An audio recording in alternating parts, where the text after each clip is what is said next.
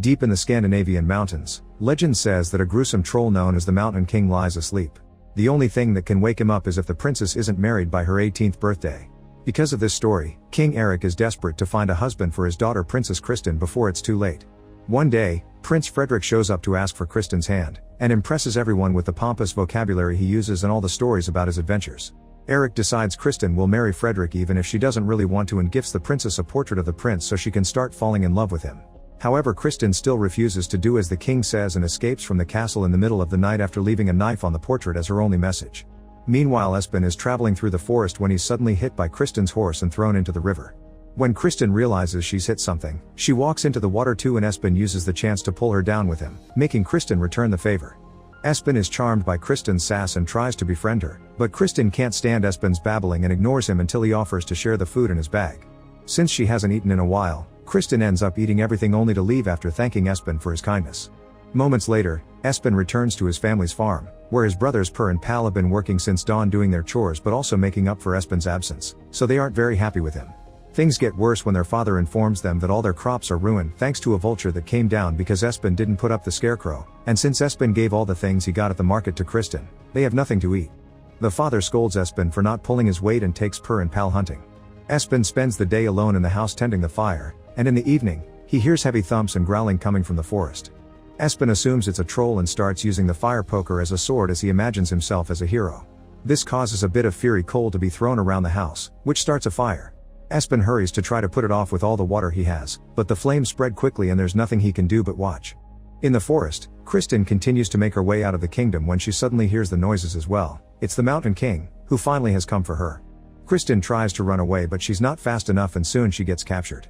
The next morning, Per, Pal, and their dad come home to discover the farmhouse has burned down, including the only picture they had of their mother. Espen tries to explain he heard a troll, but they don't believe him, and his father calls him Ash Lad. Their grief is suddenly interrupted by the arrival of Frederick and his men, who want to know if anyone has seen Kristin. Espen hesitates when he says no and Frederick attacks him to demand the truth, so the father comes into his son's defense and explains Espen is just an airhead.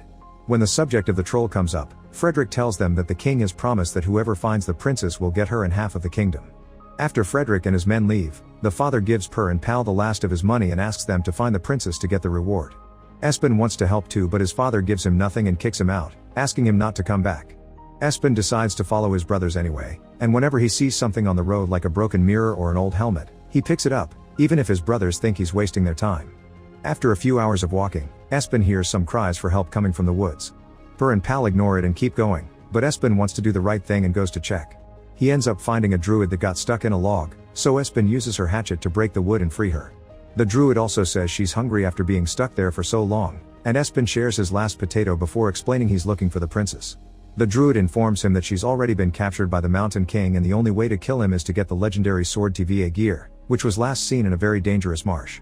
Espen wants to retrieve it, thus the druid gives him a map to the marsh.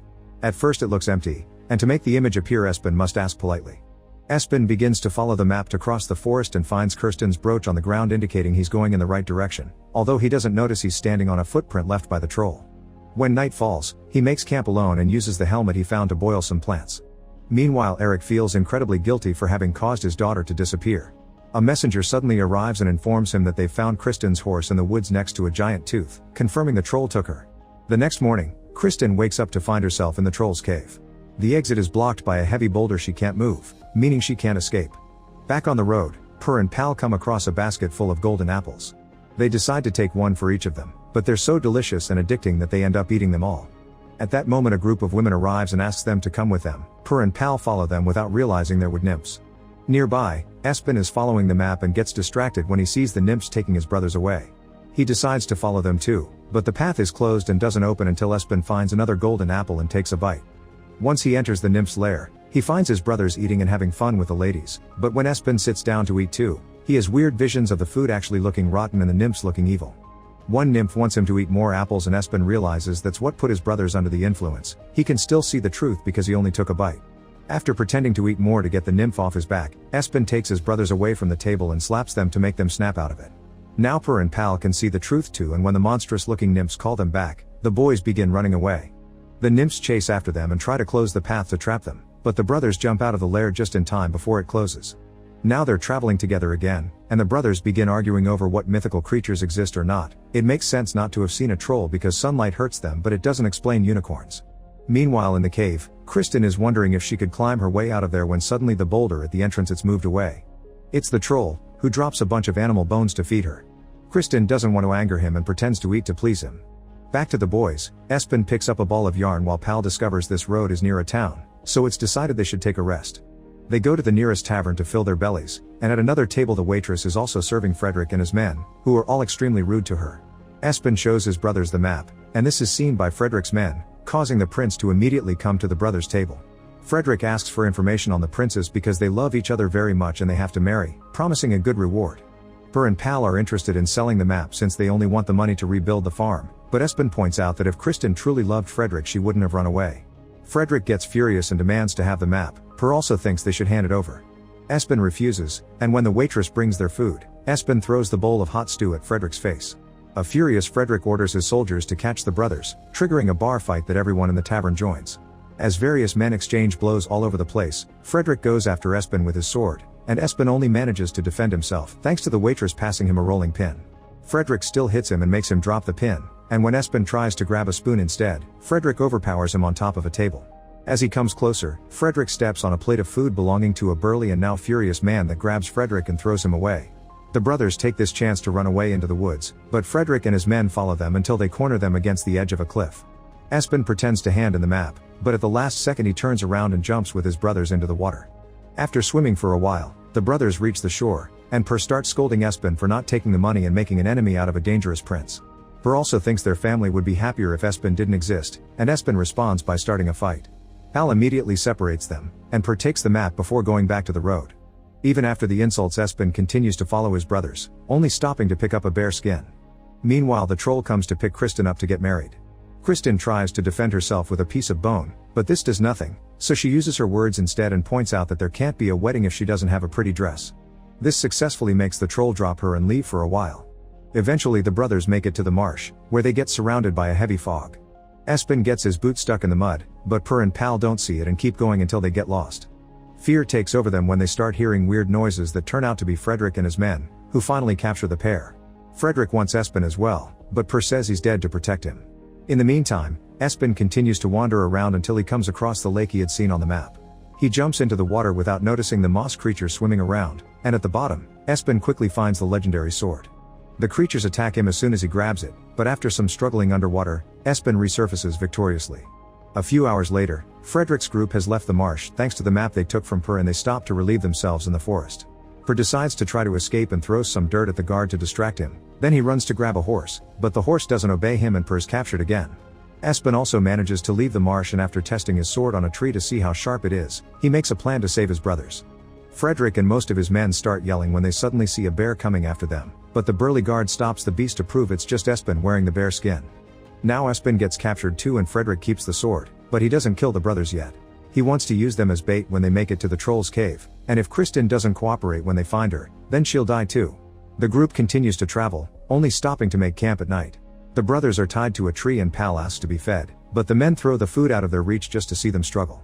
Suddenly a deep growling can be heard from the woods. It's the troll coming for them. Frederick and his men run away, but the brothers are left behind. Fortunately there's a rock near them that they manage to pick up and use to cut the ropes right before the troll tears off the tree. Espen and Per immediately run away, but Pal first stops to pick up the food. The three of them find a spot to hide together, but when Per discovers Pal has brought the food with him, he throws it out to stop the troll from finding them by the smell. The food bounces on a bunch of trees and rocks and ends up falling next to them anyway. Frederick orders two of his men to fight the troll while he escapes, but this only ends with the troll killing them both. The prince hides by climbing to the top of a tree, and when the last of his men tries to join him, Frederick pushes him away to feed him to the troll. This isn't enough for the troll to leave, and he begins shaking the tree to catch the prince. Minutes later, the brothers only hear silence and wonder if they can come out now.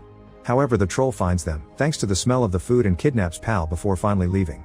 When the troll returns to his cave, he throws Pal and Frederick with Kristen, who isn't impressed at how bad the prince is at rescuing anyone. Frederick tries to tell her this is part of his plan, but Pal points out that heard him say he would kill Kristen if necessary. Furious, Kristen knocks Frederick out with a bone, and when she's about to do the same to Pal, he explains he's just a farmer and tells her all about his life. Hearing Espen's name gives Kristen a bit of hope. Back to the boys, Espen begins crying because he thinks losing Pal was his fault. Per comes through and finally admits that while he does complain a lot about Espen, he's also capable of extraordinary things nobody else can and he should never stop dreaming. Afterward the brothers search the forest to see what got dropped during the chase and fortunately they find the legendary sword in Espen's bag. There's also a bunch of fireflies around, so they catch them in a jar with honey. Then Per and Espen leave the forest to finally make their way to the Mountain King's lair, using the fireflies in the jar as their lantern. The place is filled with human bones and shaped almost like a labyrinth, so Espen takes out the yarn he picked up earlier and uses it to mark the way as they go. After some exploring, Espen steps into a hole but doesn't fall thanks to the sword getting stuck, and to his surprise, this hole is connected to the cave with the prisoners. Using a rope, Per and Espen pull Pal, Kristen, and even Frederick out of the cave, but on their way out, they find the troll blocking the way while napping with the wedding dress. To escape safely they must jump over his tail, and Kristen and the brothers do it successfully, but Frederick's an idiot that trips and ends up waking the troll up. The group immediately begins running out of the cave and they consider going down the mountain, but the troll will most likely catch up to them, so Kristen points out that they should climb up because the sun is about to raise and they can use it in their favor. The Mountain King begins chasing them up and Frederick almost falls, but Espen can't help being kind and helps him. Even then Frederick is still a twat and decides to hide in a hole under some rocks instead of helping the others fight. The troll catches up to them on top of the mountain, so Espen takes out his sword to confront him. He barely gets to hit the troll on the ankle before the troll easily pushes him away, causing the sword to fall off the edge. Per goes after the beast next by throwing rocks at it, but the troll hits him too and knocks him out. Pal cries over his brother's body and asks Espen for revenge. Espen notices the sun is almost out and tells Kristen to distract the troll while he thinks of something. Kristen makes the troll chase after her while Espen looks through his bag and finds the broken mirror, which he quickly raises to make the sunlight bounce on it and burn the troll. The Mountain King's body immediately freezes as his body becomes rock. Then Espen and Pal check on Per, who suddenly wakes up because he's alive after all. While the siblings celebrate, Kristen hits the troll's body, making it crumble. Frederick goes down the mountain alone and reaches the forest, where he comes across the druid and calls her ugly. In revenge, the druid gives him the wrong directions to go to town. Sometime later, Eric's surprised to receive the visit of the three brothers, and with them, their daughter. After the family reunites, Eric hesitates because he knows he promised Kristen's hand to her rescuer, but he doesn't want to anger her again. Espen saves him by explaining they only want money to rebuild their farm and Eric accepts, then he informs Kristen she can marry when she wants and who she wants. Afterward, the brothers return home.